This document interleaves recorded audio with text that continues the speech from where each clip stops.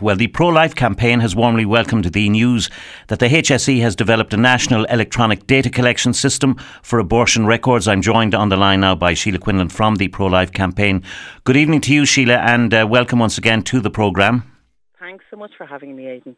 Sile, just for the benefit of our listeners, you might explain what exactly this system is and why it's important from the point of view of yourselves.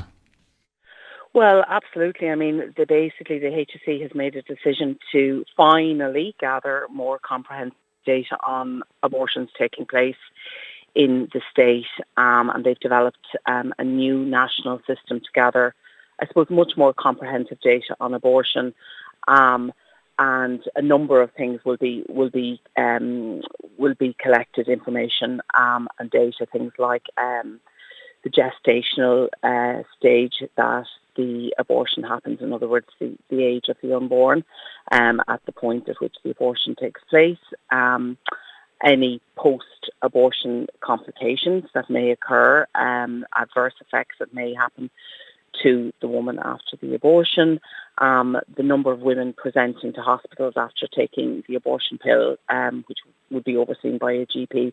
They're just some of them. They would be sort of the headline sort of stats, among others that they are gathering.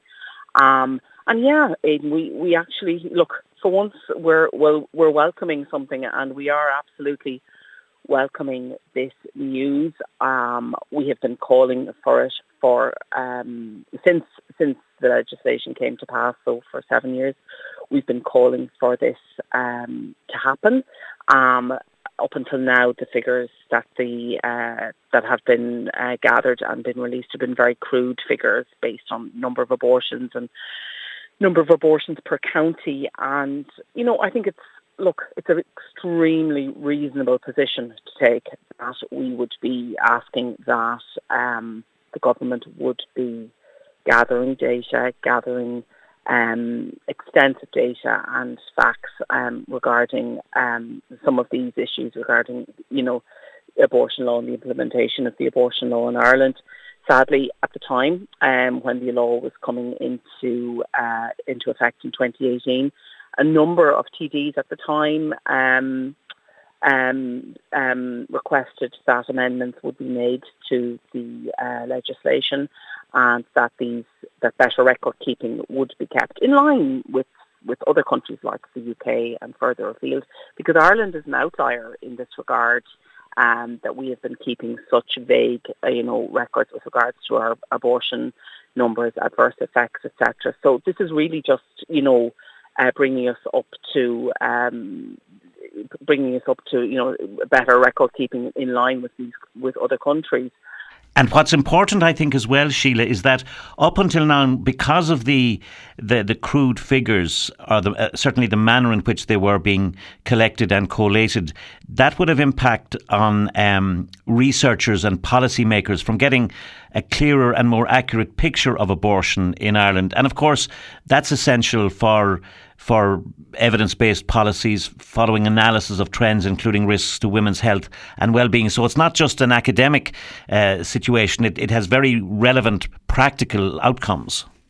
Absolutely. I mean, in many areas of life, and when forming public policy, the role that taking accurate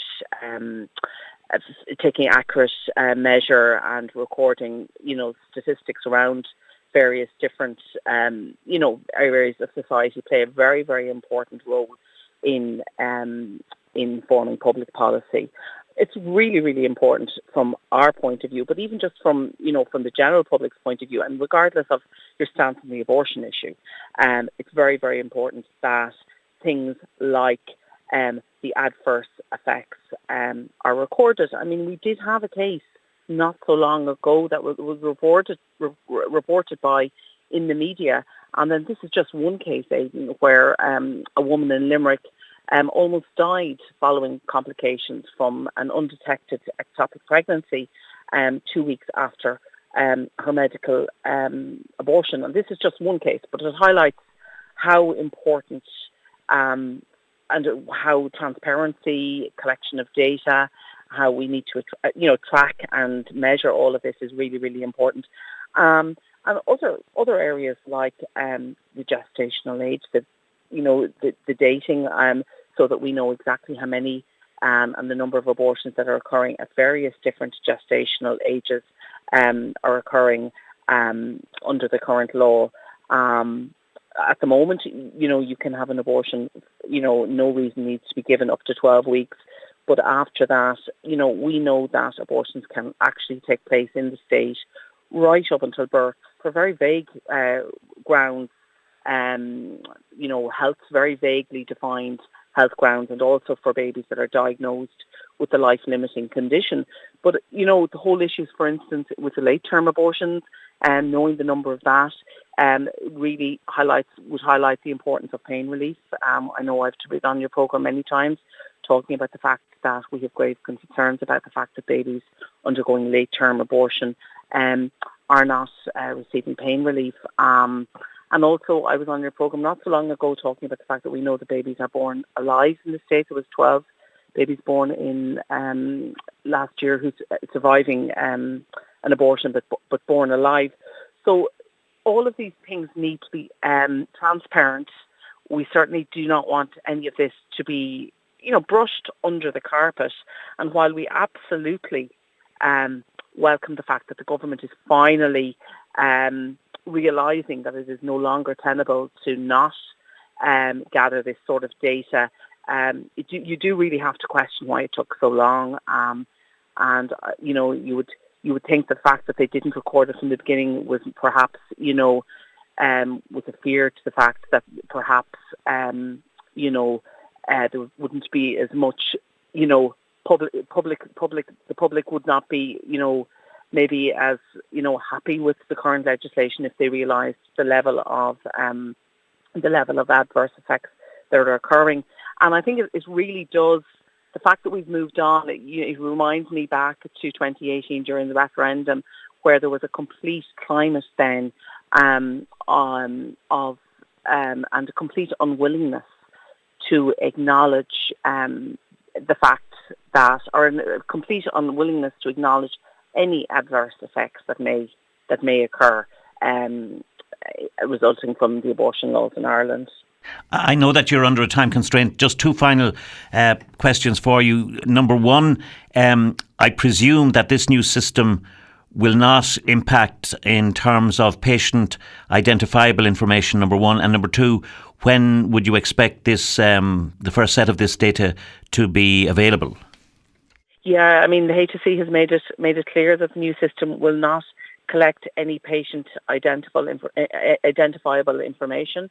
I think that probably would go without saying. I don't think they do that in other areas anyway. And I'm not exactly sure as to when this will be rolled out. We would be, obviously, we would be very anxious that it starts immediately. We need to be able to see, how Ireland compares. First of all, to look at national trends and to be able to look year on year on how things are changing, but also to look at internationally how Ireland compares. And, again, to talk about 2018 during the referendum, I know that, I talked and debated often, and we often referred in the pro-life campaign to the statistics in the UK. And at the time we were accused of scaremongering, and we were told that somehow Ireland would be different. But the reality is that, we are fast and rapidly catching up with the abortion laws, the abortion statistics, I should say, in the UK. Ireland today, we have 1 in 6 babies' lives end in abortion, and in the UK it's 1 in 3. But they've had abortion legalised in the UK in Ireland, or in England and Wales for almost 60 years, and in just 7 short years, with over 10,000 abortions last year, we certainly are catching up fast, which is very, very upsetting and disturbing for those of us who are following this closely. So yeah, we absolutely will be keeping a very close eye on how well they measure going forward. Very good. We leave it there. Sile Quinlan from the Pro-Life Campaign. Many thanks indeed for joining us on the programme this evening. Thank you, Aidan.